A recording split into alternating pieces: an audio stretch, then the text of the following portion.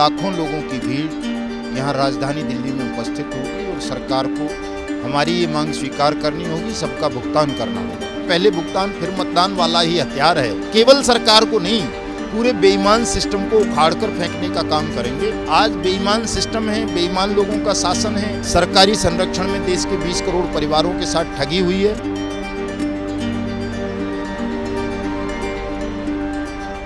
नमस्कार, आप देख रहे हैं द न्यूज़ 15। मैं हूं चरण सिंह राजपूत। सहारा और जितनी ठगी कंपनियां हैं उनका मामला हम लोग लगातार दिखा रहे हैं और इन मामलों को उठा रहे हैं मदन लाल आज़ाद, ठगी पीड़ित जमाकर्ता परिवार के संयोजक। अभी वो भारत यात्रा पर हैं, ये दूसरी यात्रा उनकी है। हम उनसे यात्रा, कारण और वो क्या संघर्ष कर रहे हैं, इन सब में हम बात करेंगे।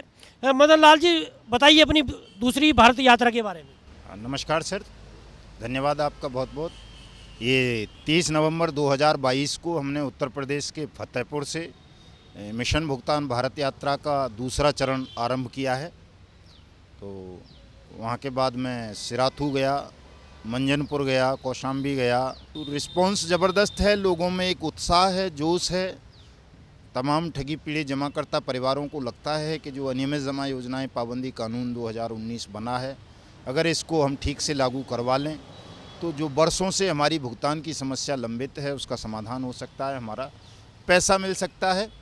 लोगों की समझ में धीरे धीरे अब बट्स एक्ट आने लगा है और लोग एकजुट हो रहे हैं। और मैं समझता हूँ निश्चित रूप से जब हम 23 मार्च 2023 को शहीदी दिवस के अवसर पर कर्तव्य पथ के ऊपर इस द्वितीय चरण की यात्रा का समापन करेंगे तो लाखों लोगों की भीड़ यहाँ राजधानी दिल्ली में उपस्थित होगी और सरकार को हमारी ये मांग स्वीकार करनी होगी, सबका भुगतान करना होगा। मदन लाल जी, एक साधारण आदमी और वकालत कर रहा था, ऐसा क्या हुआ कि आप लोग जो है निवेशकों की लड़ाई लड़ने के लिए खड़े हो गए? देखिए सर, क्या हुआ तो बड़ी गंभीर समस्या है। हमने अपनी आंखों के सामने हज़ारों लोगों को मरते हुए देखा है ठगी मामलों का शिकार बन जाने के कारण। हमारे देश के 1200 से ज़्यादा सैनिक हमारी आंखों के सामने आत्महत्या करके मरे ठगी मामलों में फंस जाने के कारण। मेरे अपने गांव में कई लोगों ने सुसाइड किया।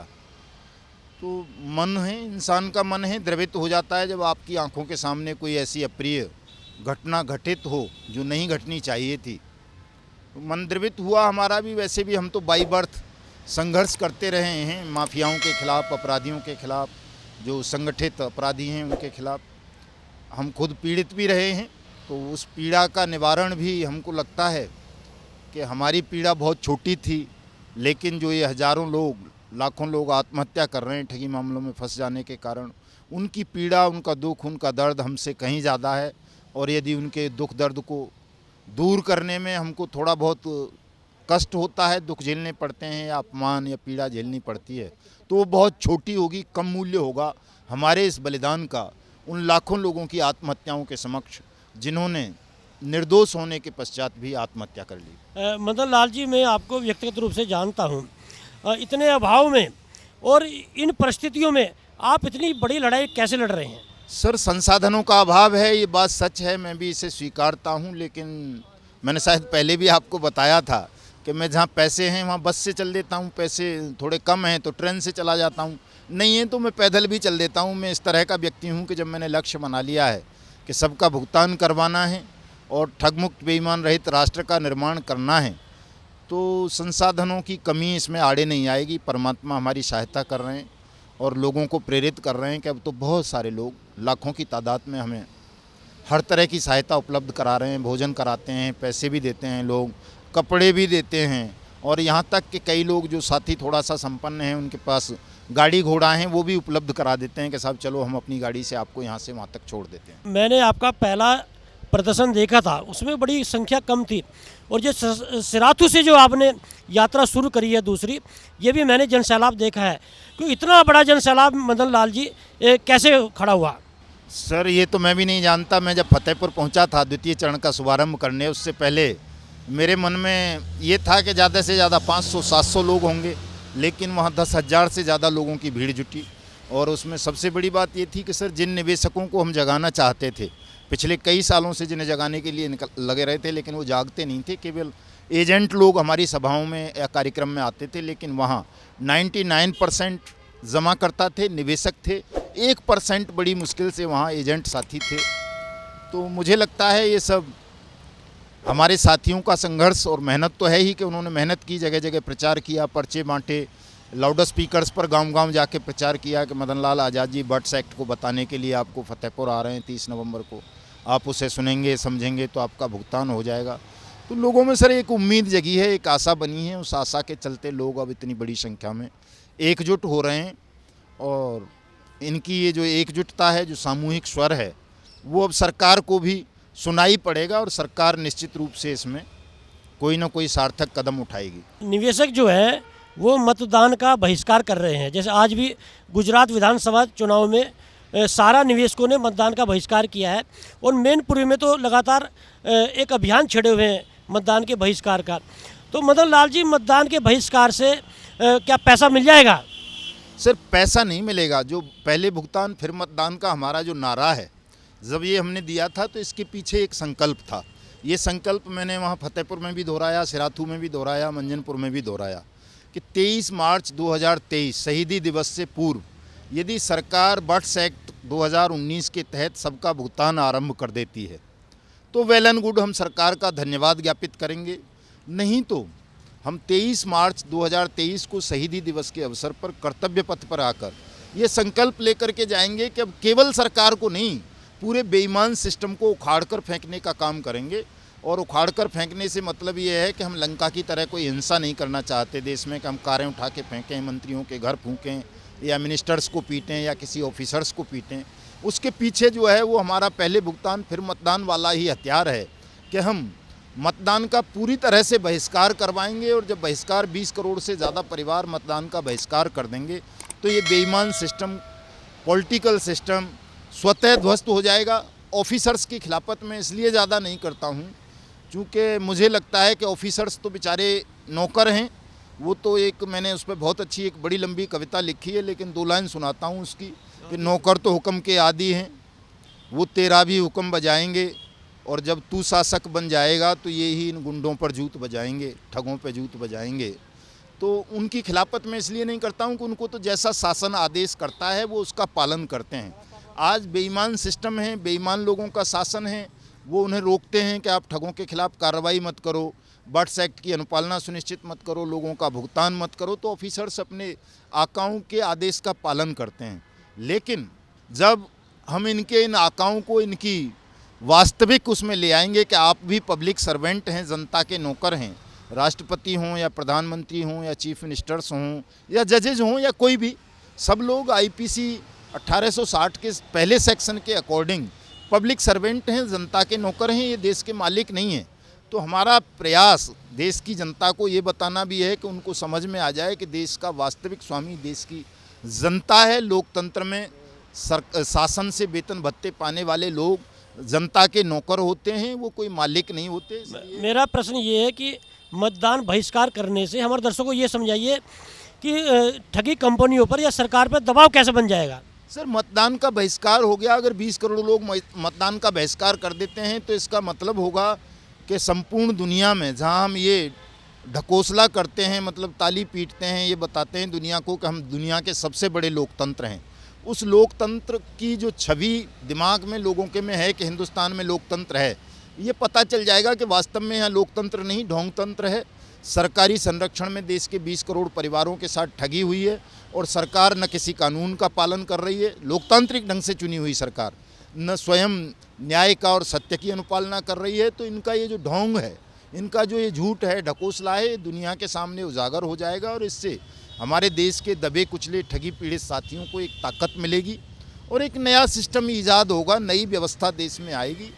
मदन लाल जी, आप पेशे से वकील भी हैं। सुब्रत राय जो सहारा के चेयरमैन हैं, वो लगातार बोल रहे हैं कि सेबी भुगतान नहीं कर रहा है, जो हमने पैसा दिया यदि वो दे दे तो हम सबका भुगतान कर देंगे।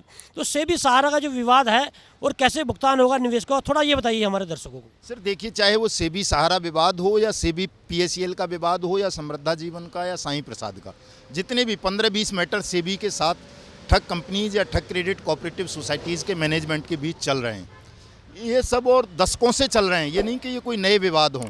2012 में तो सहारा के संबंध में फैसला आ गया था सुप्रीम कोर्ट का, सेबी को कह दिया था 3.5 करोड़ निवेशकों का पैसा वापस कीजिए, सहारा वालों का, सहारा की प्रॉपर्टीज़ को सीज कीजिए, सहारा 24,500 करोड़ रुपए जमा करे सेबी और सुप्रीम कोर्ट के अकाउंट में।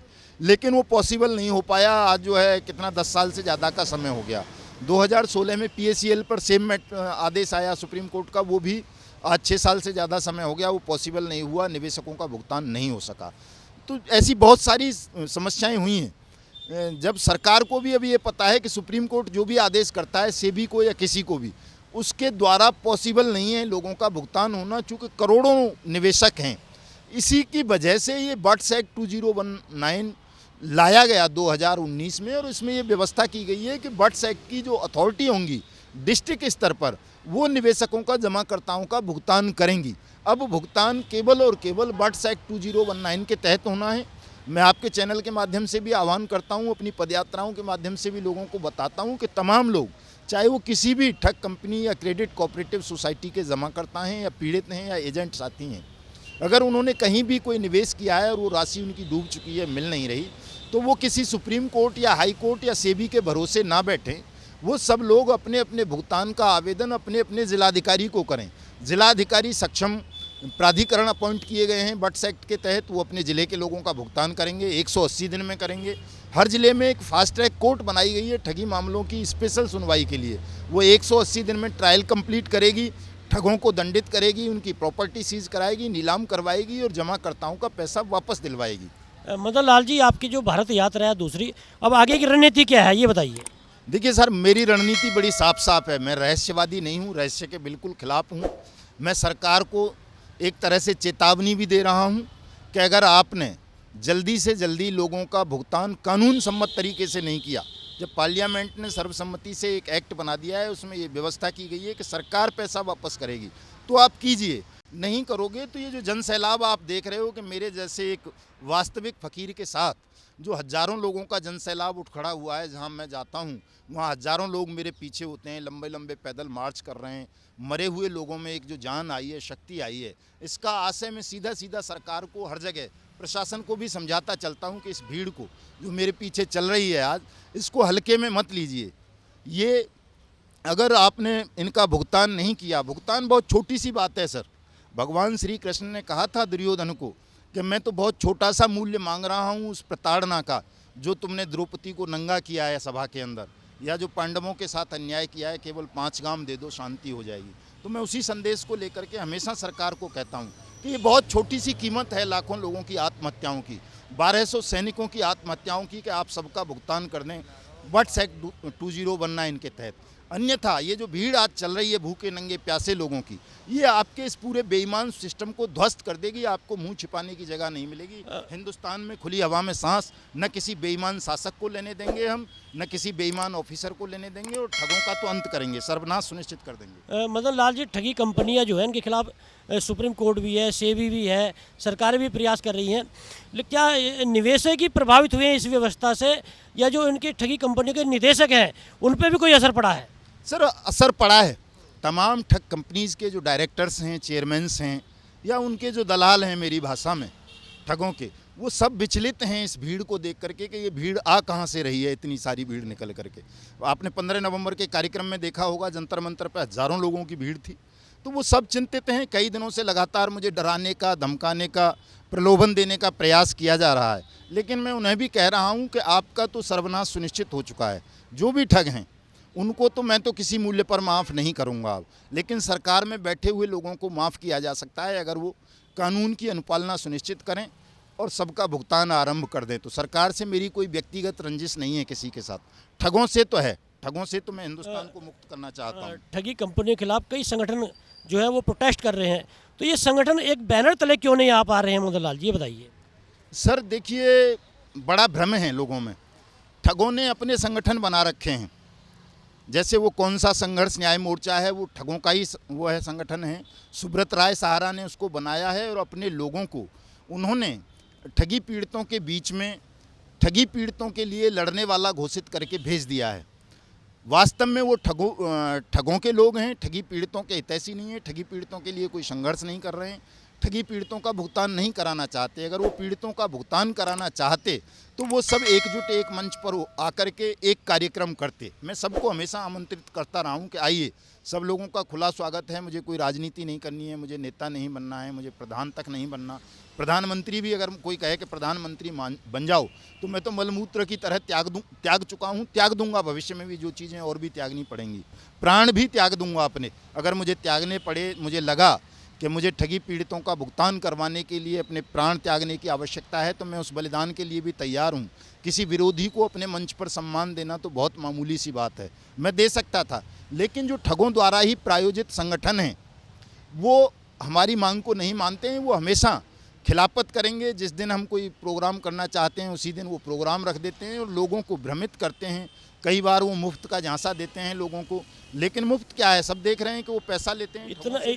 इतना बड़ा आरोप आप किसी संगठन पर लगा रहे हैं, उसके पीछे आधार क्या है? आधार यही है सर कि अगर वो व्यक्ति ईमानदार होते, जो भी लोग ठगी पीड़ितों के लिए संघर्ष करने का दावा करते हैं, तो वो पहली बात हमारी खिलाफत नहीं करते, मेरी भी खिलाफत कर सकते थे। बट्स एक्ट की खिलाफत नहीं करते। जो बट्स एक्ट पार्लियामेंट ने सर्वसम्मति से बनाया ही इस बात के लिए है कि तमाम ठगी पीड़ितों का भुगतान 180 दिन में किया जाए। उस एक्ट की खिलाफत करने वाला प्रत्येक व्यक्ति मैं समझता हूँ ठगों द्वारा प्रायोजित व्यक्ति है, ठगों द्वारा प्रायोजित संगठन है। और ऐसे संगठनों के झांसे में देश के किसी भी ठगी पीड़ित जमाकर्ता परिवार को नहीं आना चाहिए। इसी संगठन के राष्ट्रीय उपाध्यक्ष हैं नागेंद्र कुशवाहा, उन्होंने तो बट्स एक्ट के चलते अपने अध्यक्ष से भी जो है बगावत कर ली थी, इस बारे में बताइए। हाँ, नागेंद्र कुशवाहा जी ने बगावत की थी, मेरी उनसे बात हुई थी। उन्होंने कहा साहब मैं ये संगठन छोड़ रहा हूँ, पोस्ट भी डाली थी। लेकिन नागेंद्र कुशवाहा चूँकि सरकारी नौकरी वाले हैं, उनकी बीवी के नाम एजेंसी थी, तो उनको ब्लैकमेल किया इसी संगठन के अध्यक्ष द्वारा कि अगर आपने संगठन छोड़ा या इस तरह की बात की तो हम आपकी नौकरी खा जाएंगे। ब्लैकमेल करके, दबाव में लेकर के उनको दोबारा अपने साथ मिला लिया। ब्लैकमेलर हैं ये। बहुत बहुत धन्यवाद मदन लाल जी आपका द न्यूज़ 15 से बात करने के लिए। जी धन्यवाद आपका भी बहुत बहुत। और मैं लोगों का आह्वान करता हूं, देश के तमाम 20 करोड़ ठगी पीड़ित जमाकर्ता परिवारों का, कि वो बट्स एक्ट के तहत अपने अपने भुगतान के दावे अपने अपने जिलाधिकारी को या एसडीएम को जल्दी से जल्दी करें। भुगतान आरंभ होने वाला है, हो चुका है, बहुत सारी जगह शुरू भी हो गया है भुगतान होना। तो ये थे मदन लाल आज़ाद, जो ठगी कंपनियों के खिलाफ मोर्चा खोल रखा है, और ये इनकी दूसरी पदयात्रा है जो सिराथू से शुरू की है इन्होंने।